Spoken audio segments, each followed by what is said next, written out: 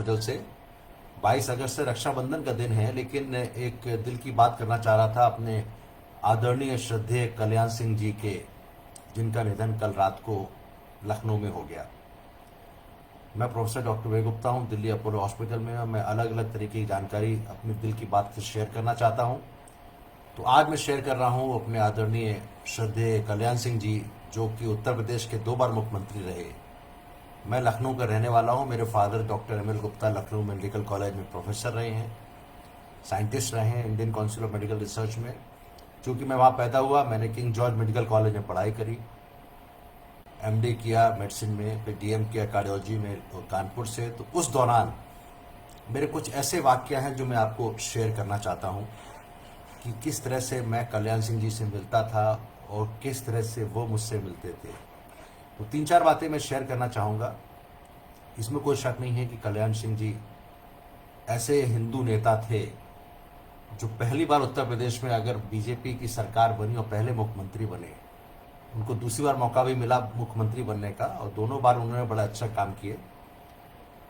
उनकी जीवनी का मेरा पर्पज़ नहीं है बताना, वो अगले फेसबुक लाइव में बताऊंगा। लेकिन मेरा पर्पज़ इस बारे में है कि जब मैं उनसे मिला बतौर मुख्यमंत्री के, मैं उसमें मेडिकल कॉलेज लखनऊ में 1991 में आई वॉज डूइंग ओनली, उसमें मैं एमडी मेडिसिन कर रहा था।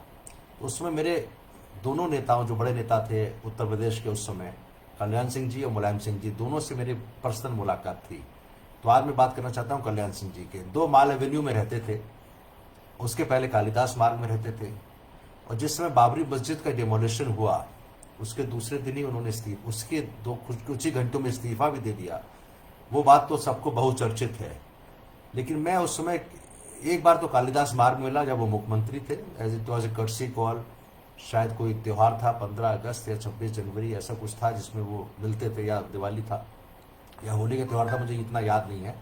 लेकिन जो मुझे क्षण अच्छी तरह से याद है वो है जब मैं 2 माल एवेन्यू में इनसे मिलने जाता था, जब वो मुख्यमंत्री नहीं थे, between the first and second stint of his chief minister.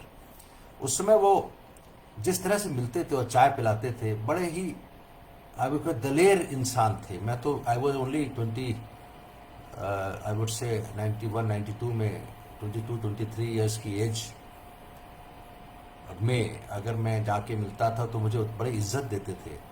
और मैं पहली बार जब मैं उनसे मिला बतौर विदाउट चीफ मिनिस्टर, पहले तो कालिदास मार्ग में तो बड़ा फॉर्मेलिटी रहती थी, उसमें तो मुलाकात होने का जो होता था मुख्यमंत्री से जब, लेकिन जब बतौर, तो उसमें हम उनके गार्डन में बैठे हुए थे। और वहाँ पे उस समय तत्कालीन बड़े इंपॉर्टेंट आईएएस ऑफिसर सीनियर देवी दयाल जी, जो कि बाद में दिल्ली आ गए थे, पेट्रोलियम सेक्रेटरी भी रहे, उनसे उन्होंने मुलाकात कराई। अब देवी दयाल जी हमारे घरेलू संबंध हैं, उनकी बेटी आजकल वो भी आईएएस ऑफिसर हैं। लेकिन जो पहली मुलाकात देवी दयाल जी से कराई वो कल्याण सिंह जी ने मेरी उनसे कराई थी।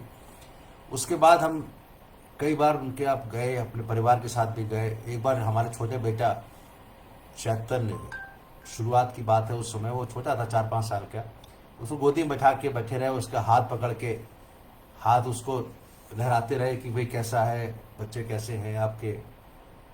उसके बाद मैं जब गवर्नर थे, राज्यपाल हुए, जयपुर जाने का मौका मिला तो मैंने उनसे अपॉइंटमेंट लिया, तो उन्होंने बड़े जल्दी बुला लिया। तो जब राजस्थान में भी, मैं जयपुर में भी मिला।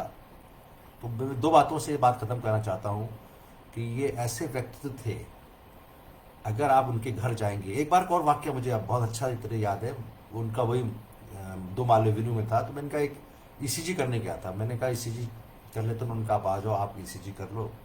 और रूटीन ईसीजी था, तो मैंने उनके दूसरे कमरे में रख दिया अपना ब्रीफ केस। उन्होंने घंटी बजाई और दूसरा कमरे में, तो फिर थोड़ी देर बाद देखा वो खुद ब्रीफ केस उठा के ला रहे हैं, मेरा ब्रीफ केस, मैं बैठा हुआ था, चाय पी रहा था, तो आपका ईसीजी की मशीन में ले आया उधर दूसरे कमरे से। तो इस तरह के बड़े simple down to earth person, जो कि मुख्यमंत्री रह चुका है, वो इस तरह के जो मिलते थे, लड्डू हमेशा खिलाते थे। और उन्होंने मुझे बड़ा प्यार दिया। हमारा एक लखनऊ में लेक्चरशिप के लिए, बिफोर डूइंग माई डीएम, मैंने डीएम कार्डियोलॉजी किया 1993-94 में, और 92 में मेरा जो लेक्चरशिप का ऑलमोस्ट पोस्ट फाइनल हो गई थी, उसमें कल्याण सिंह जी का काफ़ी हाथ था उस समय। तो कहने का मतलब है कि मुझे बड़ा दुख हुआ। हमारे अपोलो हॉस्पिटल में इनका बाईपास सर्जरी हुआ था कई साल पहले। तो जब भी अपोलो में भर्ती होते थे तो मैं जरूर इनको देखता था, but he was mostly was getting treatment not for heart, और बाकी छोटे मोटे इश्यूज होते थे वो फिजिशियंस के अंडर भर्ती होते थे। लेकिन मैं जहाँ सूट में भरते थे जरूर जाता था उनसे मिलने।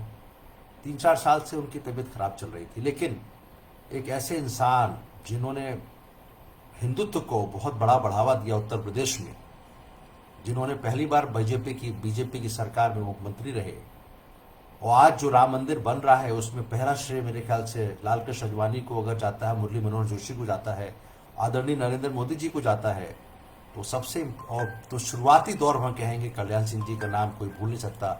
इट इज अनफॉर्चुनेट कि वो मंदिर का निर्माण को बना हुआ मंदिर नहीं देख पाए।